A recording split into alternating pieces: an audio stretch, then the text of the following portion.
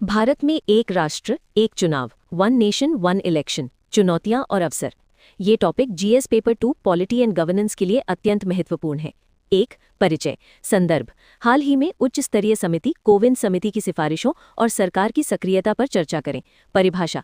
लोकसभा, राज्य विधानसभाओं और स्थानीय निकायों के चुनावों को एक साथ कराने की अवधारणा। 2 ऐतिहासिक पृष्ठभूमि।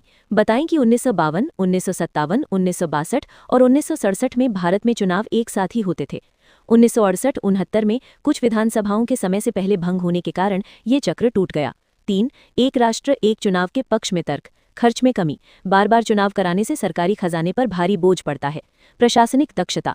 चुनावों के दौरान सुरक्षा बलों और शिक्षकों चुनाव ड्यूटी की तैनाती से नियमित प्रशासनिक कार्य बाधित होते हैं। आदर्श आचार संहिता का प्रभाव। बार बार एमसीसी लागू होने से विकास कार्य और नीतिगत निर्णय रुक जाते हैं।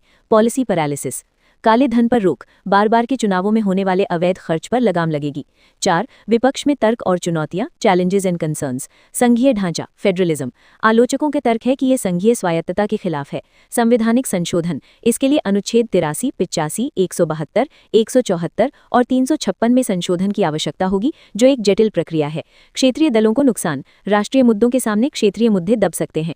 लॉजिस्टिक समस्या। इतनी बड़ी संख्या में ईवीएम और वीवीपैट मशीनों की उपलब्धता सुनिश्चित करना। 5 विधि आयोग और समितियों की सिफारिशें। लॉ कमीशन 1999 एक साथ चुनाव का समर्थन किया था। कोविंद समिति 2024 2 चरणों में चुनाव कराने का सुझाव, पहले लोकसभा विधानसभा, फिर 100 दिन के भीतर स्थानीय निकाय। 6 आगे की राह। सभी राजनीतिक दलों के बीच आम सहमति, कंसेंसस। संविधान के मूल ढांचे की रक्षा करते हुए कानूनी रूपरेखा तैयार करना। अविश्वास प्रस्ताव या त्रिशंकु विधानसभा की स्थिति के लिए वैकल्पिक व्यवस्था, जैसे कि रचनात्मक अविश्वास प्रस्ताव।